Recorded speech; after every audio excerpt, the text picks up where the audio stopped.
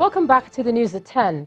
An Air Peace flight from Port Harcourt, the River State capital, today lost one of its tires while landing at the Lagos airport. According to the Accident Investigation Bureau, which has commenced investigations, the aircraft nose wheel collapsed on the landing on the runway and the nose wheel gear tire sheared off. The aircraft had 133 passengers and 6 crew members on board with no casualty, but a minor injury was recorded.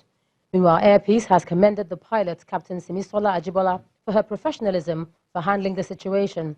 She was said to have noticed a sudden change in the weather when approaching Lagos and demanded to land on the international runway as it is longer and wider than the domestic runway. This is the third incident that the airline is experiencing this year. Judiciary independence has been highlighted as a major tool for entrenching accountability and governance. And this was a consensus at the inaugural lecture series held in memory of Justice Pius Aderemi. Notable learned persons of the wig and gown argued that the government must stop meddling in the affairs of the judiciary.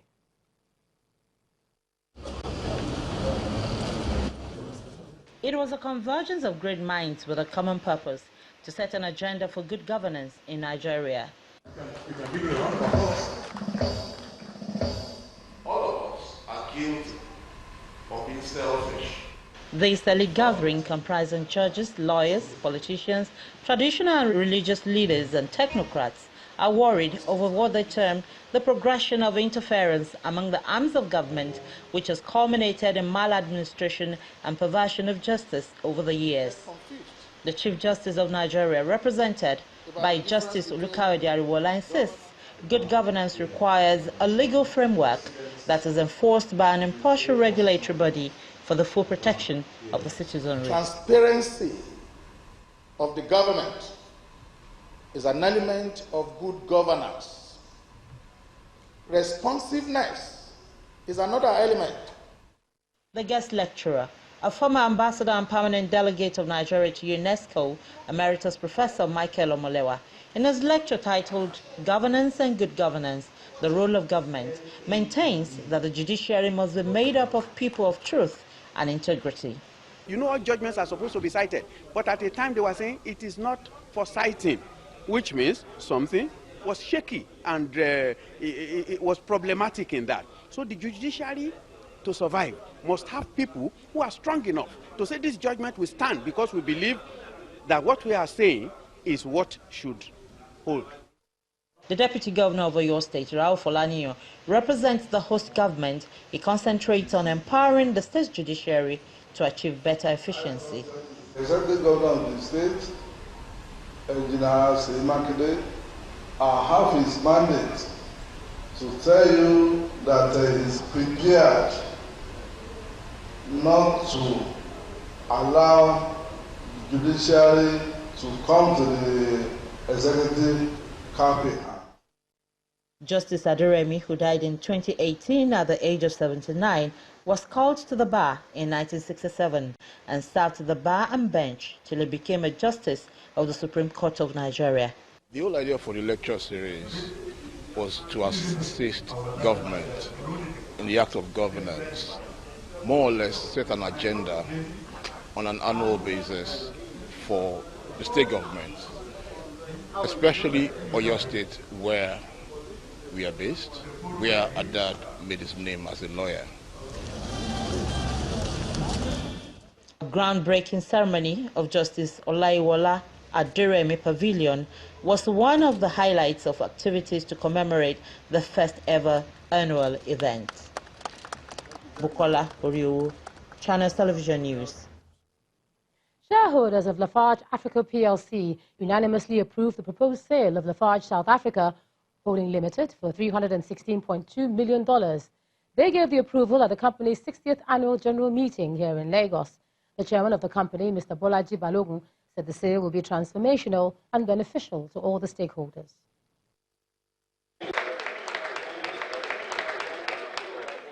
Board members, members of staff and shareholders of Lafarge Africa plc gathered in Lagos for the 60th annual general meeting of the cement and industrial giant company.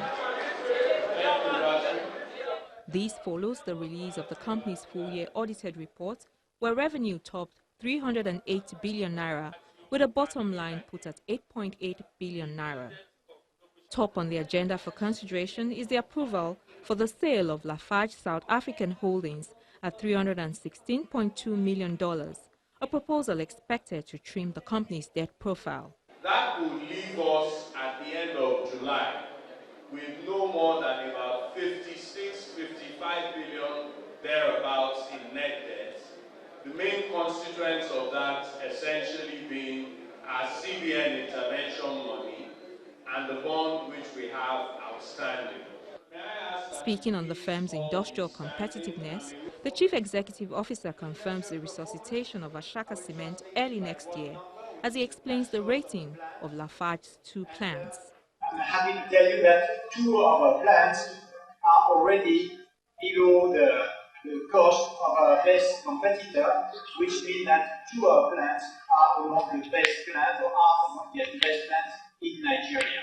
Ashaka captive power plant is progressing well and should start beginning of next year. This leads to the approval of the ordinary businesses of the day. We can now focus our efforts on the Nigerian market, which I think we understand better, and the opportunities we see. We believe very much that Nigeria will become one of the great markets for cement manufacturing. Today, the shareholders have approved the divestment in South Africa for a total consideration of almost $370 million and the repayment of our foreign currency debts. So we don't have any more foreign currency debts. By the time we leave them for second, third quarter, I think shareholders should know that things are okay with this company. From the half-year 2019 earnings released to the Nigerian Stock Exchange late Monday, it's clear that Lafarge is back to profitability. For more business news, here's Anne Waudu.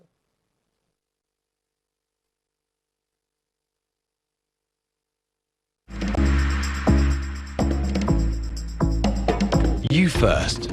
First Bank.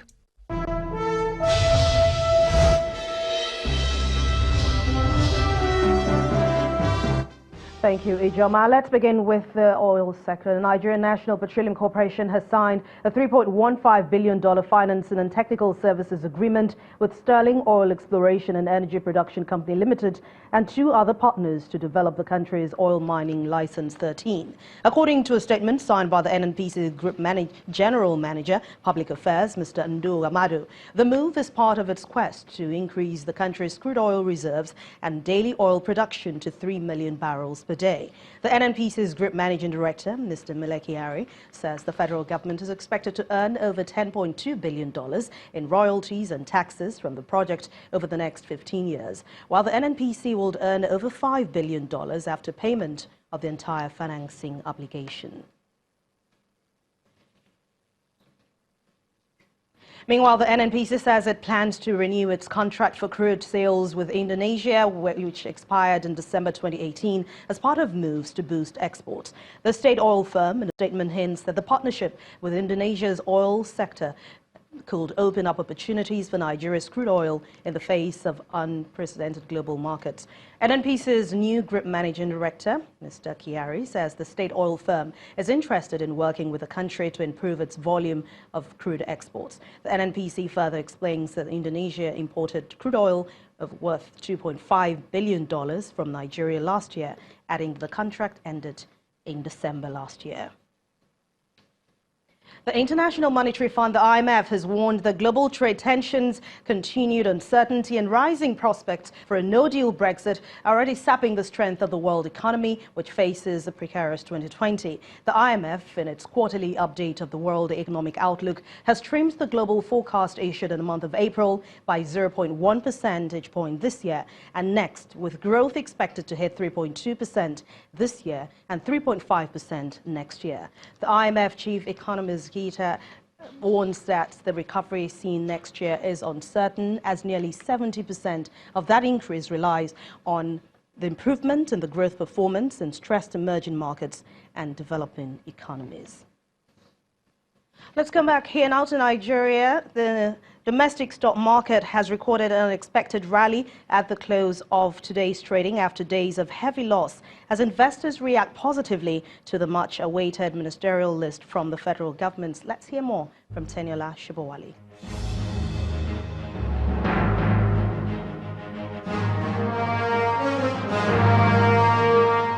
Hello and welcome to the Stock Market Report.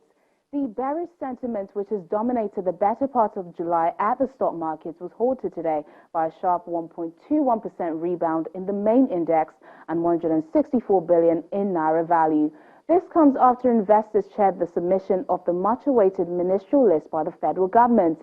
The rally in Tuesday's session, which swept across the industrial, consumer goods and banking sector of the NSE, was largely driven by key blue-chip stocks such as Dangote Cement, MTN Nigeria, Nestle, Cadbury and Lafarge Africa. Performance on the price chart ended with a positive margin of 21 advances led by a 10% increase from Nemet Healthcare, while Forte Oil led a pack of 15 losers down by 9.93%. Meanwhile, total volume of shares traded today was lower by over 150 million units compared to Monday's session at 135.18 million, led by the shares of GT Bank, Zenith Bank and Lafarge. And that's the Stock Market Report. I'm Teniola Shibowale.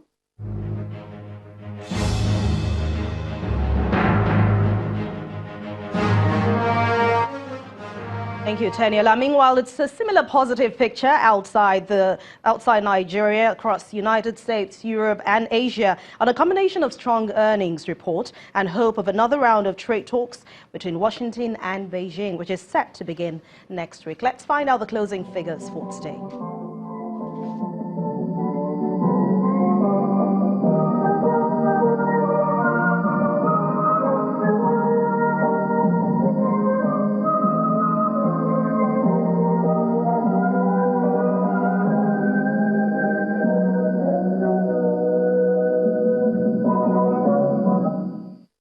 Of those great numbers, we'll end business news tonight. Thank you for watching. I'm Anne Nwawadu. The rest of the news at 10 continues with Ijoma.